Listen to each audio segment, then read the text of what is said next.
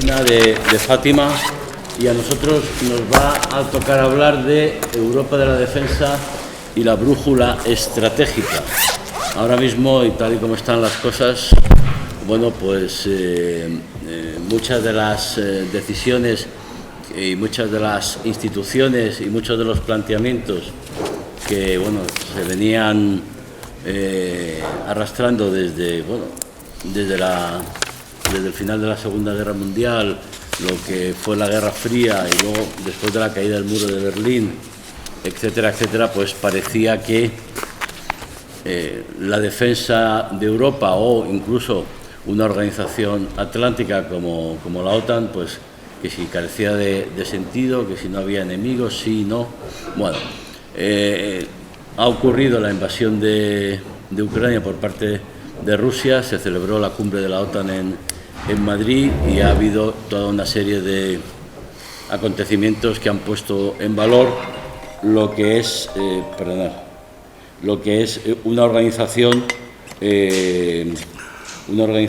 político-militar, porque muchas veces que a la OTAN solo se la conoce en su aspecto militar, pero es una organización político-militar. Entonces, en el seno de esa organización y en el seno de la Unión Europea lleva planteándose, esto no es de ahora, lo que es la defensa europea, lo que es el Eurogrupo, lo que es la necesidad de que Europa tenga su propia autonomía. Esto es un deseo de siempre de Francia, que en su competencia, entre comillas, con Estados Unidos, no tiene mucho que ver, aunque algunos lo planteen así, con el tema de necesidades de defensa o cuestiones políticas, tiene más que ver, desde mi humilde punto de vista, seguro que ellos pueden tener otro, con el tema de la industria de defensa. Aquí hay dos baremos a la hora de contemplar lo que son las necesidades y los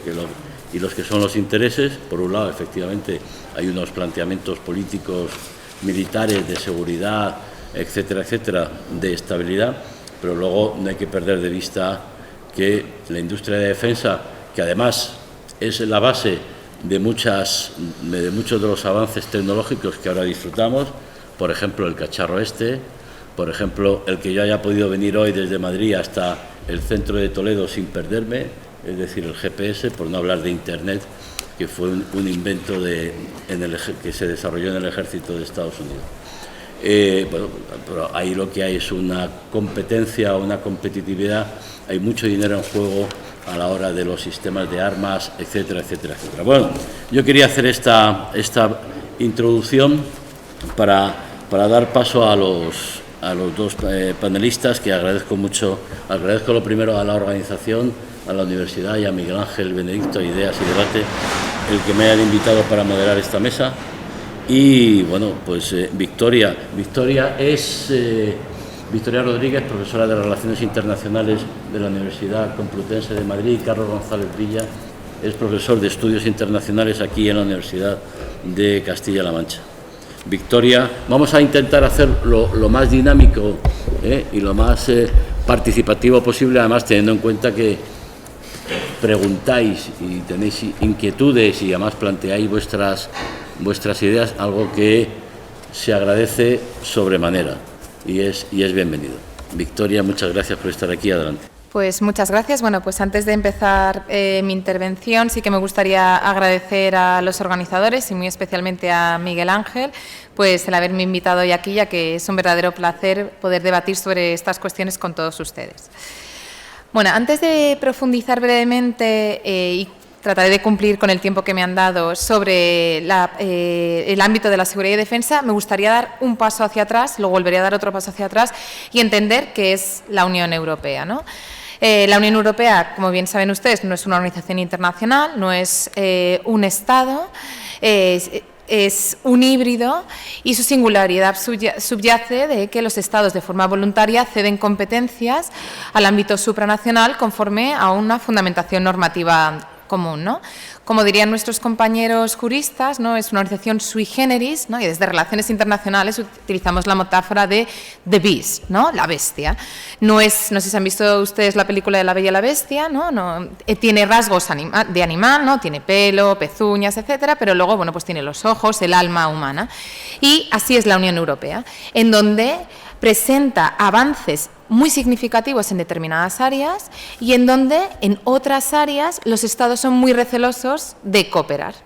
Y efectivamente, en el ámbito de la seguridad y la defensa estamos en una fase muy animal, ¿no? Donde los Estados tradicionalmente no han querido cooperar y profundizar en esta área y que hasta la fecha se han dado determinados pasos, que es lo que voy a tratar de explicar brevemente, que son pasos sumamente importantes, porque en un área donde, bueno, pues donde apenas había avances, pero que a mi juicio, y ahí es cuando volveré a dar otro paso de atrás, bueno, pues no son suficientes para afrontar los retos de forma adecuada conforme vemos o analizamos la sociedad internacional en la actualidad. ¿Qué pasos? Entonces, a la luz de esta cuestión, lo que voy a tratar de analizar es de dónde partimos, tomando como punto de partida la Estrategia de Política Exterior de 2016, que ya se ha mencionado anteriormente, elaborada por Federica Mogherini. ¿Dónde estamos? Donde mencionaré un poco la brújula estratégica, sé que mi compañero González Villa profundizará más sobre ello. Y luego, bueno, pues ver si es suficiente o si necesitamos seguir avanzando. Con la estrategia, ¿qué es lo que qué aporta la Estrategia de Política de Seguridad y Defensa? Se publica en el 16 y a la luz de ese ansia de la autonomía estratégica, un concepto que luego ya se ha mencionado anteriormente, se vio modificado con la COVID-19, se empiezan a impulsar medidas. Algunas de ellas, como PESCO, ya estaban recogidas en el Tratado de Lisboa, que entra en vigor en 2009, pero que no se habían puesto en marcha hasta el 16, ¿no? De hecho, PESCO lo llama, hay un autor que me encanta esta definición, Misorilli, que le llama la bella durmiente, ¿no? The Sleeping Beauty. Estaba ahí desde el 2009 y la estrategia, bueno, pues ha sido ese príncipe que por fin lo ha despertado.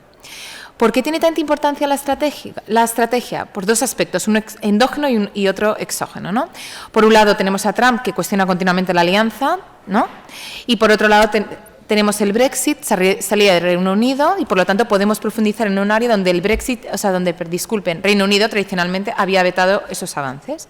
Y ahora vamos a ver cuáles son esos avances, a mi juicio, tímidos pero relevantes. Por un lado, PESCO, como se mencionó anteriormente, recogido en el tratado en el artículo 42.6, que lo que permite es mejorar capacidades mediante una colaboración y cooperación muy innovador. Desde su puesta en marcha en el 17 se han llevado a cabo un total de 60 proyectos, algunos muy ambiciosos, otros menos, pero bueno, ha permitido impulsar ciertos vínculos donde tradicionalmente pues no los había. También se estableció a partir de la estrategia CART, que es la revisión anual coordinada de la defensa, que nos permite de forma conjunta y por lo tanto evitar esas orientaciones de carácter unilateral de cada uno de los estados en planificar este área y desarrollarla. Y ya se ha elaborado un primer informe donde se han señalado importantísimos déficits que se tienen, con recomendaciones que a priori se tienen que llevar a cabo. También otra de las medidas que se ha impulsado ha sido el Civil CSDP Compact, de lo que viene a reforzar esas misiones de carácter civil que tienen un peso muy importante. Antes hablaba de los Balcanes, ahí también, en Europa Oriental, pero también en otros países, y donde lo que se quiere es reforzar el papel y el protagonismo de esas misiones, y ya a partir de junio del 21 tenemos por primera vez un Fondo Europeo de la Defensa. Más allá de estos avances, que es verdad que se impulsan dentro del marco de la Estrategia de Política Exterior y de Seguridad de 2016, se han producido otros progresos a la luz de la invasión de Rusia a Ucrania, como es a través del Fondo Europeo de Apoyo para la Paz, que se crea con otro objetivo distinto, pero que ha servido para apoyar a Ucrania, a las capacidades y resiliencia de las Fuerzas Armadas ucranianas. El último tramo se ha movilizado en el verano con 500 millones de euros y ya asciende a 2.500 millones de euros en total. Y se está ya trabajando en una misión para facilitar el entrenamiento de las fuerzas ucranianas. Ambos avances que no había y que con la crisis en Europa Oriental pues ha hecho que la Unión Europea también responda en ese área o que haya una respuesta en el ámbito militar, donde bueno, pues tradicionalmente el desarrollo ha sido muy, muy escueto. Por lo tanto, vemos que ha habido avances y llegamos hasta la actualidad. Por lo tanto, de dónde partimos, dónde estamos, se mencionan anteriormente esos ejemplos, y llegamos a la brújula estratégica. ¿Y qué es la brújula estratégica, ¿no? Es verdad que la Unión Europea, antes ha hablado del término de resiliencia, utiliza esos conceptos que son muy catchy, ¿no? En inglés suena strategic compact, ¿no? Pues vamos a intentar averiguar qué es esta brújula, ¿no? En un principio se habló que lo que se venía es a sustituir la estrategia de política exterior y de seguridad, pero por el contrario, lo que se viene es a concretar el nivel de ambición que se acordó a finales del 2016 a raíz de esa publicación de la estrategia. Surge bajo presidencia alemana, se estuvieron barajando distintas denominaciones y al final se decantó por esta, y se pone en marcha bajo presidencia gala en marzo de 2022. Es verdad que hubo un primer borrador ya casi definitivo en noviembre del 21 y que si lo comparamos con el documento que se publicó en marzo, se han introducido modificaciones que tienen como consecuencia o que beben o que se han llevado a cabo a la luz de la invasión de Ucrania a Rusia. ¿En qué consiste la brújula estratégica? ¿Cuál es la innovación de la brújula estratégica? Que por primera vez nos ponemos de acuerdo en llevar a cabo una valoración común conforme a una visión común para identificar los pasos que tenemos que llevar a cabo en este área que, como ya he mencionado, bueno, pues son muy tímidos. Para ello, lo que se plantea es, y tomadme disculpen, como fecha o como referente 2030. Para ello, ¿qué es lo que se pretende hacer? Teniendo en cuenta aspectos o líneas de actuación que identifica cómo actuar, garantizar la seguridad, invertir, impulsar las asociaciones, por ejemplo, con la OTAN. Pues, por ejemplo, se pretende crear una capacidad de despliegue rápido que nos permitirá, bueno, pues desplegar 5.000 efectivos para distintos tipos de crisis, hacer por primera vez ejercicios reales periódicos, mejorar nuestros mecanismos de mando, también combatir esos nuevos retos de ciberamenazas, de desinformación, injerencias extranjeras, etcétera. Por ahora, los pasos se ha establecido en marzo, se va a publicar un primer informe anual en donde se hable de estos primeros pasos. Anualmente estos informes se van a ir publicando y ya se prevé que para 2025 se pueda incluso incluir una revisión de la estrategia. Por lo tanto, resumiendo, ¿qué es lo que vemos? Efectivamente, tenemos determinados pasos, PESCO, CAR, el refuerzo de las misiones civiles, un fondo europeo. También tenemos la brújula estratégica. Se han dado otra respuesta a la crisis tras la invasión de Rusia a Ucrania, no solamente social, económica o política, sino también militar, lo cual ha costado mucho a la Unión Europea y son avances sin precedentes. Y ahora demos otro paso atrás.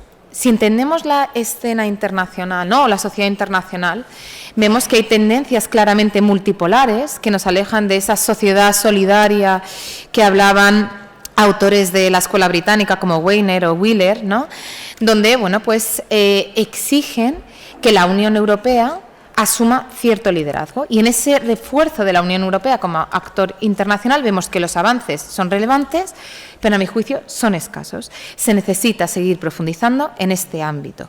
Y en este ámbito podemos, como ya se ha mencionado anteriormente, promover medidas como la brújula estratégica que sean a tratado constante, es decir, que nos permitan llevarlas a cabo dentro del Tratado de Lisboa, pero a su vez vemos que se necesita profundizar en otras medidas que en un futuro conllevará, a mi juicio, la reforma de los tratados, porque actualmente con el marco que hay en la actualidad no se puede. Ya ha señalado antes la Secretaría de Estado para la Unión Europea que por ahora es complicado, pero bueno, que en un futuro podría acontecer, y en este caso, si llega a producirse, en el ámbito de la seguridad y defensa, a mi juicio, necesitará un mayor desarrollo. Pues muchas gracias. Creo que he cumplido. Victoria, magnífico. Además, una intervención, resumen magnífico y en un tiempo, lo bueno si breve, 2 veces bueno que se dice. Don Carlos, adelante, por favor. Muchas gracias, Javier. Acércate al micro. Sí. Sí. He dado clase muchas veces en esta aula y tiene una característica un poco rara. Estoy muy contento de estar aquí y no es un decir, porque estar con colegas muy queridos y con estudiantes, pues se me ocurren pocos contextos mejores que este para echar la mañana. Bueno, yo creo que hay algunas cosas en las que voy a diferir un poco con Victoria Rodríguez en este caso. Y para eso lo hemos hecho, porque si no, imagínense ustedes, ¿no? Sería un poco aburrido. Miren, yo hablé con 2 colegas esta semana, bastante autorizados en este asunto de la brújula estratégica, y les dije que iba a venir a hablar de esto de la brújula estratégica. Y las respuestas de los 2 fueron muy inquietantes. El primero me preguntó, ¿y eso todavía se cita? El segundo me dijo, ¿eso no está un poco desfasado ya? Nada de esto sería muy preocupante si no fuera porque el documento tiene 6 meses de vida. Aún así, no es el peor caso que ha visto la Unión Europea. Recuerdo el documento de Solana del año 2003, Una Europa segura para un mundo mejor, que no es que estuviera desfasado, sino que no es que se desfasara, sino que nació desfasado, porque pensar en términos de un mundo mejor en diciembre de 2003, ¿no?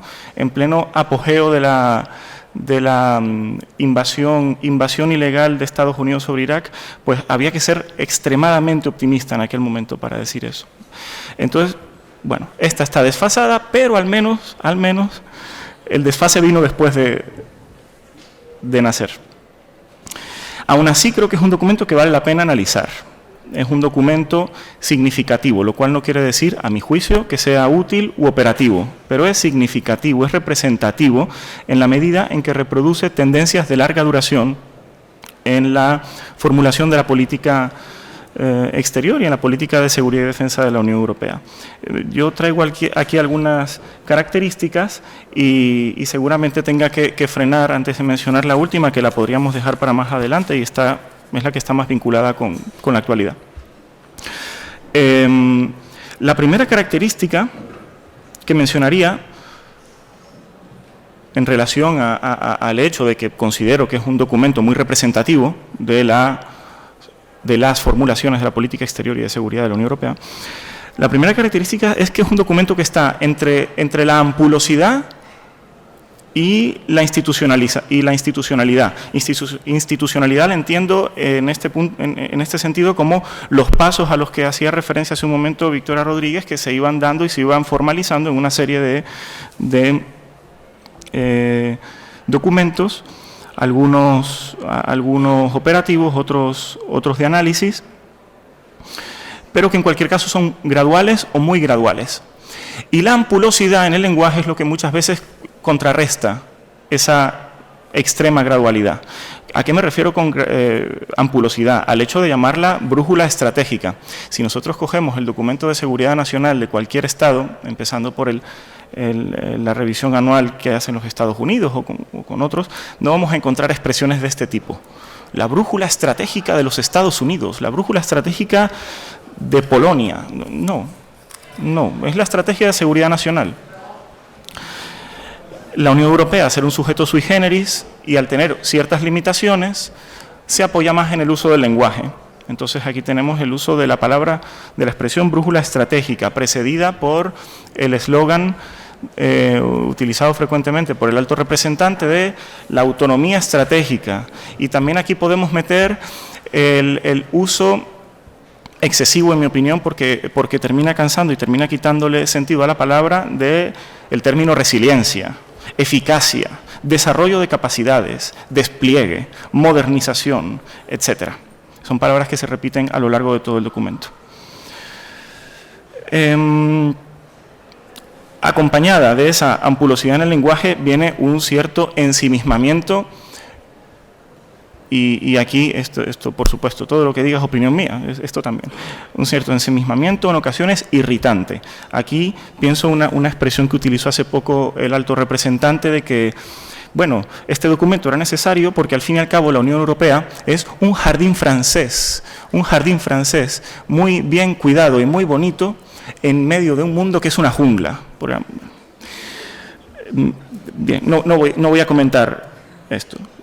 Luego, a esto se pueden juntar otras salidas que, bueno, me recuerda también a una expresión que utilizó Javier Solana en la revisión de la Estrategia Europea de Seguridad, la revisión del primer sexenio en 2009, en la cual calificaba a la Unión Europea como un baluarte de estabilidad. Bueno, es un ensimismamiento que no nos dice tanto sobre la Unión Europea como actor global, pero sí sobre cómo se ven algunos a sí mismos. Hay que tener cuidado con esto y no confundir las dos cosas. Y al final el documento se reduce a una lista de propósitos, objetivos, compatibles con la institucionalidad europea y los planteamientos de los Estados miembros, propósitos y objetivos, en definitiva, limitados y difusos. Necesariamente limitados y difusos. Pienso, por ejemplo, en la fuerza modular de despliegue rápido de 5.000 efectivos y en la propuesta de desarrollar el artículo 44 del Tratado de la Unión Europea, que lo que haría es permitir dar un marco para que algunos estados que pudieran ponerse de acuerdo en llevar a cabo algún tipo de acción pudieran hacerlo no en nombre de ellos, sino en nombre de toda la Unión Europea. Una segunda característica me parece importante, tiene que ver con el motivo por el cual estos objetivos son limitados y difusos. Y hay un problema muy serio en el documento y su contexto en la medida en que las respuestas que tenemos para las preguntas ¿para quién y para qué son para quién y para qué está formulada esta estrategia son extremadamente problemáticas. Son preguntas que no tienen una respuesta clara, al contrario de lo que pasa con las estrategias de seguridad nacional de los Estados. A lo mejor es que precisamente esto tiene que ver con la naturaleza de la Unión Europea a la que hacía referencia Victoria Rodríguez. Bien, en primer lugar, ¿para quién está hecha la estrategia? Y esto es importante en estudios de seguridad, hay la jerga de los estudios de seguridad. Bueno, antes decía que se pusieron ampulosos los funcionarios de Bruselas, ahora me pongo ampuloso yo y utilizaré una expresión un poco pedante de los estudios de seguridad, de que es el objeto referente, ¿no? El objeto referente de los estudios de seguridad. Es decir, ¿para quién? ¿Quién debe ser protegido? Voy a citar a Sun Tzu al principio de su tengo un lapsus, de su tratado para la guerra, que no recuerdo cómo se titula, pero creo que es para la guerra, ¿no? Sí, exactamente. Bueno. No reflexionar seriamente sobre todo lo que concierne a la guerra es dar prueba de una culpable indiferencia en lo que respecta a la conservación o pérdida de lo que nos es más querido. El objeto referente es lo que nos es más querido, lo que queremos proteger.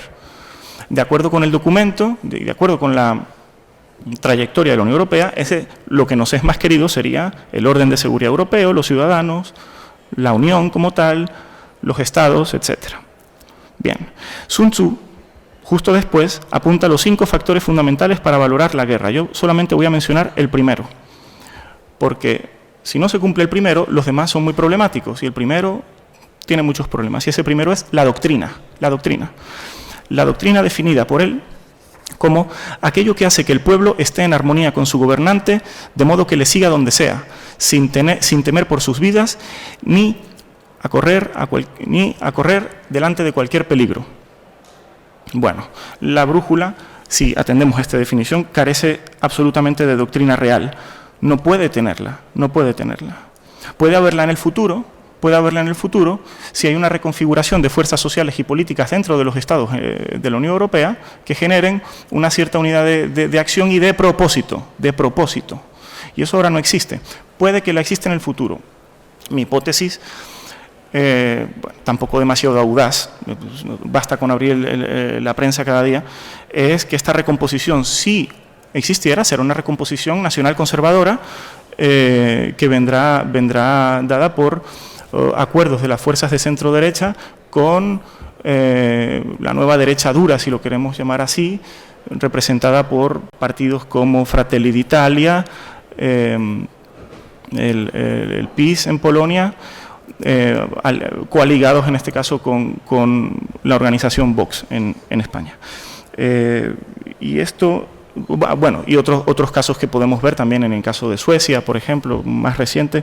Esta parece ser la única reconfiguración viable. No quiero decir desde mi perspectiva que sea deseable, pero es la única viable. Y con esto termino. El problema de esta reconfiguración, además de los problemas que puedan tener ustedes en sus cabezas ahora mismo, si los tienen, el problema en relación a la política de seguridad europea es que conlleva una paradoja. Por un lado, haría que la Unión Europea tuviera doctrina, pero por otro lado, estoy buscando la expresión, cercenaría de origen la posibilidad de que esa doctrina fuera diferente a la doctrina imperante euroatlántica, en la medida en que estamos hablando de organizaciones y partidos que nos generan mayor inquietud al otro lado del Atlántico, en la medida en que comparten sus presupuestos de seguridad básicos. Y luego podríamos continuar con esto.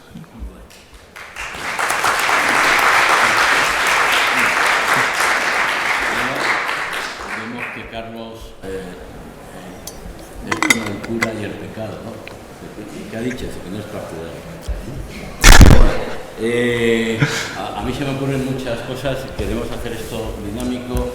Tenemos 15 minutos para poder, sobre todo para no invadir luego lo que es la otra mesa y el que tengáis un descanso. A mí se me ocurre que dentro de esas cuestiones, de que si es centro-derecha, centro-izquierda, o si es extrema-izquierda, extrema-derecha, el gobierno alemán, que tiene una posición clara en estos momentos en lo que es la defensa europea y lo que es el marco de la OTAN, no está ni la extrema derecha ni la derecha, están los socialdemócratas, liberales y verdes. Y la ministra de Asuntos Exteriores de Alemania es verde, la Roig, y es una persona que está actuando en este momento de crisis con unos convencimientos y unas cuestiones clarísimas. O sea, no hace falta que esté ni Alternativa por Alemania, ni Vox, ni siquiera la señora Meloni, que acaba de ser elegida, ¿no? Pero bueno, yo es por pinchar un poquito, claro, yo creo que, más allá de, os planteo, ¿es necesaria o no la defensa? ¿Tenemos amenazas o no tenemos amenazas en Europa?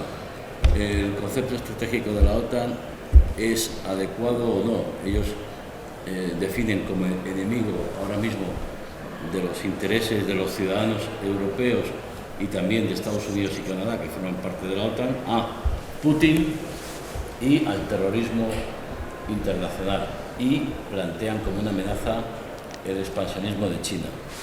Entonces, para que haya seguridad, la seguridad debe servir para algo. ¿Ponemos antes la venda que la herida o dejamos que tengamos la herida y luego buscamos a ver si tenemos vendas para poder curarla? Son cosas que yo planteo y luego iré a lo que es la percepción de la defensa. ¿Alguno de vosotros habéis estado en Normandía? Ahí en las costas. ¿Sabéis qué pasó en Normandía hace unos años?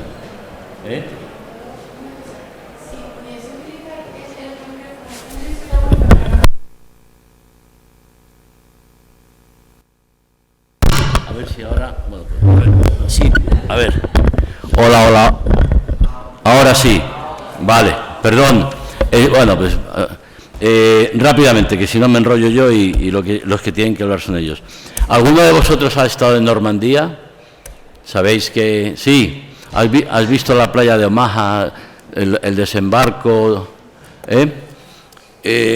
¿Tú qué crees que estaría pensando un granjero de Arkansas o un mecánico de Nueva York o un oficinista de Los Ángeles que iba en esas lanchas de desembarco y cuando caía el portón, viste las posiciones, los búnkeres de los alemanes?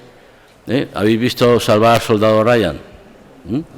Entonces, ¿qué pensaría ese ciudadano americano que se ha alistado y que venía a Europa y que sabía que le iban a matar? Pero venían a a luchar por la democracia y por la libertad en contra del fascismo de Hitler, de los alemanes, de los nazis, no de los alemanes, de los nazis alemanes, y luego, bueno, se planteó el problema de...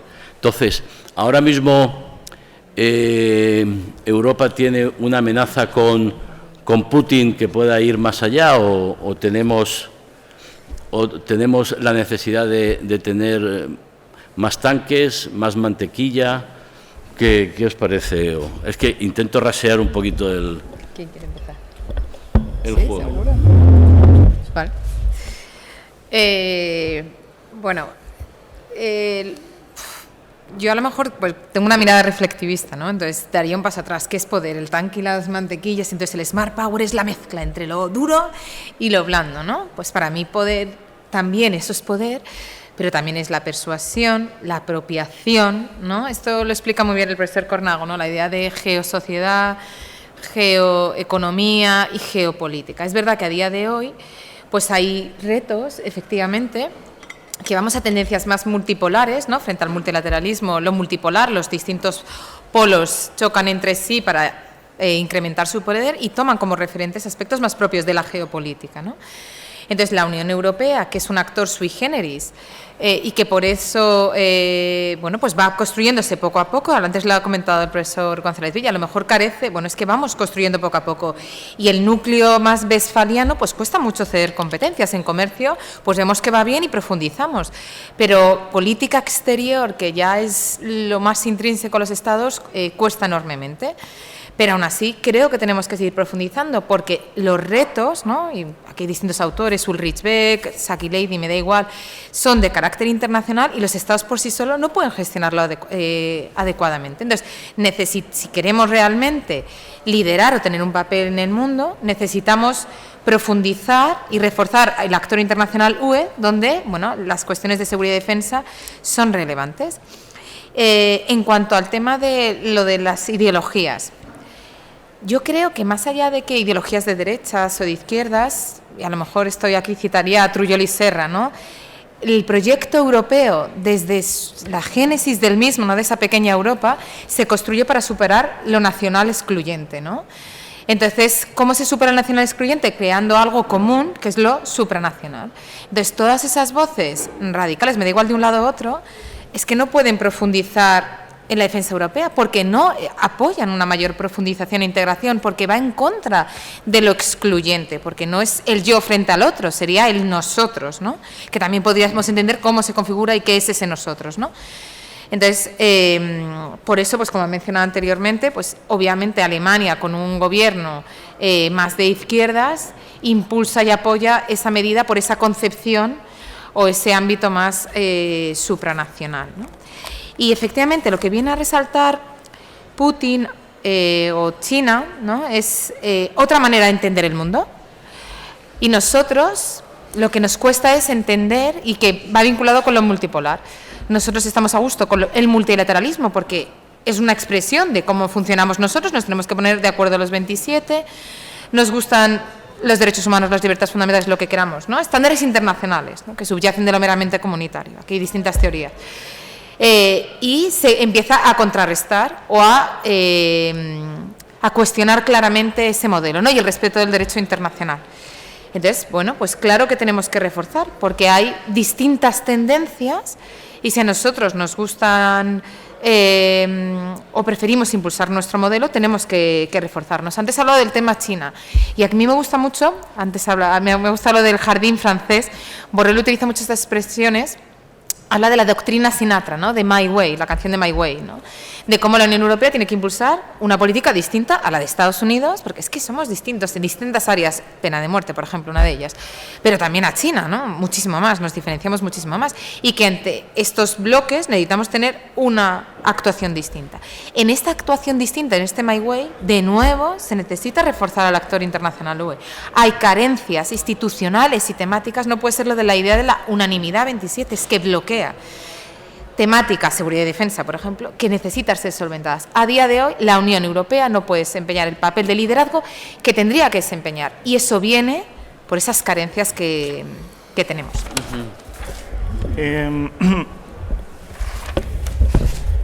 Yo reconozco que preferiría seguir hablando de historia y de Normandía, la verdad. Me gusta más. Pero bueno, estamos en otras. Mira, cuando yo hablaba de la hipótesis de cuál es la tendencia que puede favorecer la conformación de una doctrina europea, no lo hacía pensando únicamente en la ideología, aunque la ideología es importante. Es una cuestión de ver cómo se articulan los bloques sociopolíticos. Aquí cuenta la ideología, por supuesto, pero también cuenta la política económica de los estados, cuentan las tendencias estructurales, cuentan las tendencias estructurales, la política económica de los estados, y aquí sí se ve que hay similitudes entre los nuevos gobiernos, como dice Giorgia Meloni, de centro-derecha, que se están conformando, y los salientes, como por ejemplo el propio gobierno de Draghi, ¿no?, que ya ha dado su bendición a la política económica de Meloni. Si Alemania, con su gobierno social-liberal, considera que su política es compatible con la de estos nuevos gobiernos, eso ya es cuestión de que sea Alemania la que lo responda. Y esto no tiene por qué redundar necesariamente esta tendencia que se puede observar, no tiene por qué redundar necesariamente en una cosa de paradigma de menos Europa, ¿no? Hace tiempo ya que pasó la etapa en la que Marine Le Pen era euroescéptica, eurófoba la llamaban. Ahora, aquel lema que tenía la izquierda hace 30 años de otra Europa es posible, ese lema ha cambiado de bando. Y ese lema lo tienen ahora los nuevos partidos de la derecha. Otra Europa es posible y es la Europa que ellos tienen en su cabeza. Y se está articulando con la participación de los partidos sistémicos. Ya será cuestión de los partidos sistémicos de explicar por qué lo hacen y tal. Pero luego, sobre la otra cuestión de si es necesaria la política de seguridad, si existen amenazas, si es adecuado el concepto de la OTAN, es adecuado el concepto de la OTAN, es adecuado para, sobre todo, los Estados Unidos y sus aliados. Y aquí hay un punto de quiebre que podría existir dentro de la Unión Europea, y mejor dicho, dentro de la OTAN, favorable a las potencias de Europa Occidental, pienso en Francia y en Alemania, un punto de quiebre en la dirección de profundizar en esa autonomía estratégica a la que hacía referencia ahora mismo Victoria.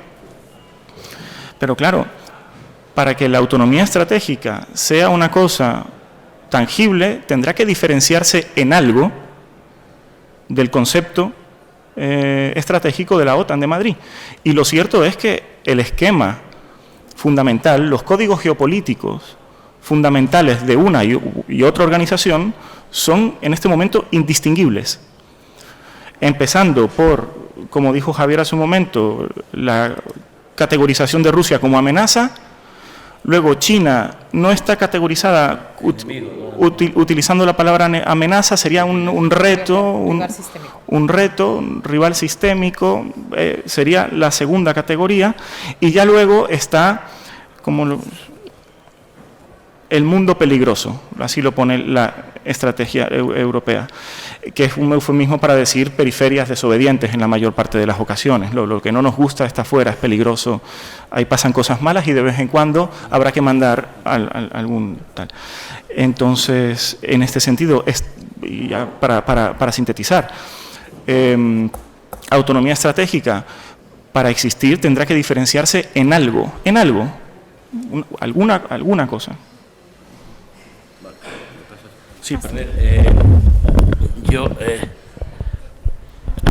yo también estoy muy preocupado por la tendencia que hay. Lo que hago es que me pregunto por qué en Italia, porque Giorgia Meloni no ha salido de un golpe de Estado, ha sido en unas elecciones democráticas. O los votos que tiene Marine Le Pen en Francia, tal. A mí eso me espanta muchísimo, la extrema derecha, pero si somos honestos, habrá que preguntarse qué es lo que está ocurriendo o qué es lo que están haciendo mal los partidos tradicionales, izquierda, centro, centro-derecha, para que los ciudadanos elijan opciones. Yo creo que a Giorgia Meloni se la ha metido en el saco de Berlusconi y Salvini, que efectivamente son absolutamente impresentables. Vamos a ver cómo gobierna, porque yo creo que va a ser algo diferente a lo que se está diciendo. Pero en ese sentido, los ciudadanos, que es un poco a lo que yo quería... Cuando hablamos de autonomía europea, estamos dispuestos no ya solo a pagar lo que cuesta la defensa, que en estos momentos esa factura la paga mayormente los Estados Unidos. Es verdad que luego ellos compensan con programas de armas, adquisiciones de sistema de armas, etcétera, pero los europeos estamos dispuestos a destinar ese famoso 2% de PIB para costear lo que significa una autonomía defensiva. ¿No será mejor seguir siendo, o sea, mejorar el pilar europeo, pero dentro de una estrategia dentro de la alianza? Y me voy a otro punto. ¿Los europeos estamos dispuestos a asumir que las misiones internacionales en muchos sitios o lo que es la defensa, etcétera, etcétera, significa recibir bajas? Que hasta ahora las han recibido mayoritariamente los Estados Unidos. Lo digo porque ese tipo de preguntas hay, sobre todo en la ciudadanía, hay que hacérselas. Tenemos tiempo rápido. ¿Alguna pregunta? Dime.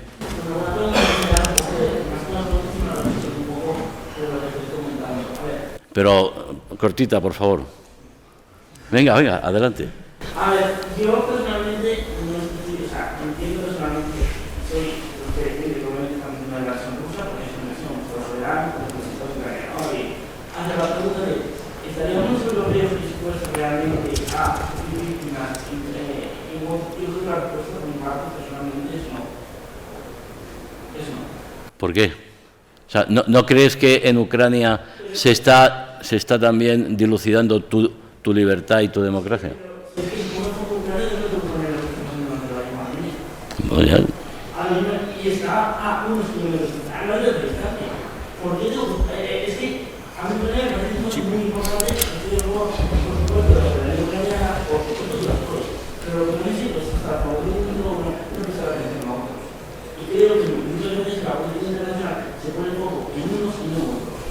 Y no lo digo desde la perspectiva de no, es que se llama a favor, simplemente se llama a favor.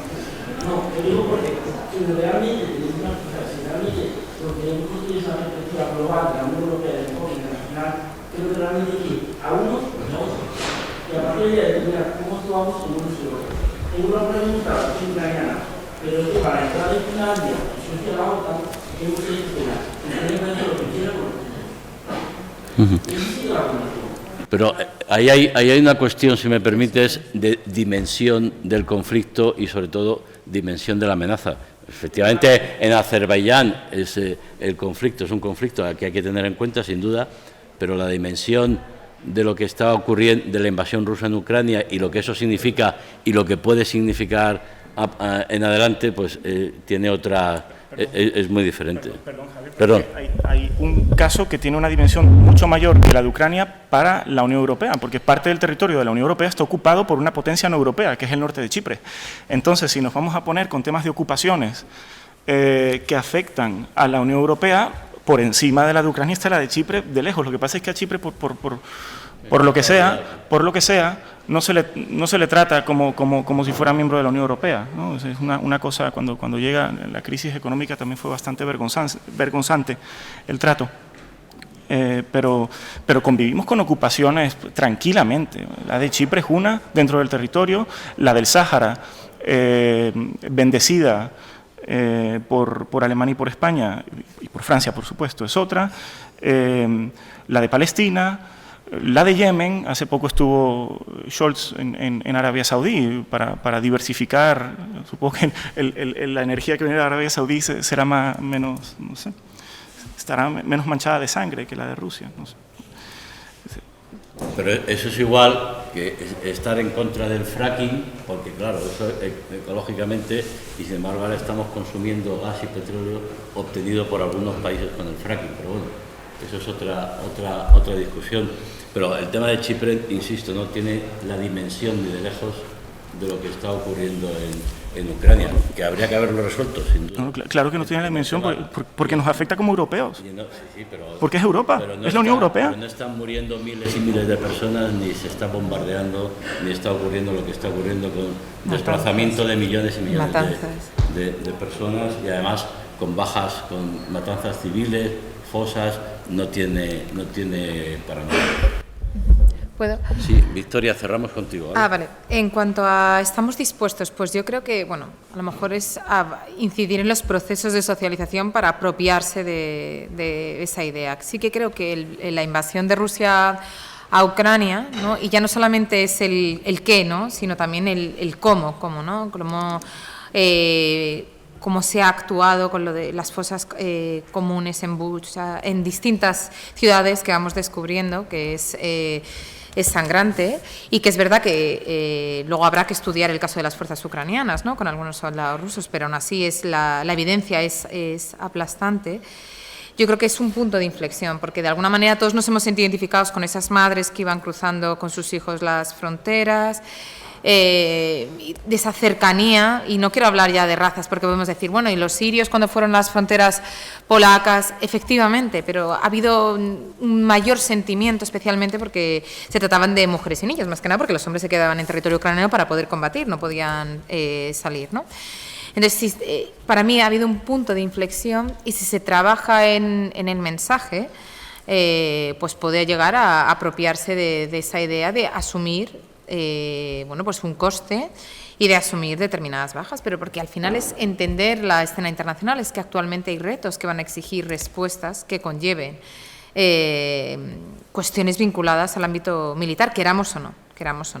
En cuanto al tema de Armenia y Azerbaiyán, efectivamente el papel de la Unión Europea ni se le ve ni se le espera. Tenemos un representante especial para el Cáucaso Meridional, pero ya en la anterior crisis de nuevo fue Rusia el que pudo conseguir un alto el fuego, pero para eso, de nuevo, es que hay que necesitamos reforzar nuestro papel, necesitamos, bueno, de alguna manera impulsar una acción común más determinante. Disculpar, pero es que no debatiríamos, además muy interesante, porque no estamos de acuerdo en casi nada, con lo cual hay más cosas, ¿no? Yo sí, y cierro porque ya estamos muy fuera de tiempo, agradecer a Carlos y a Victoria.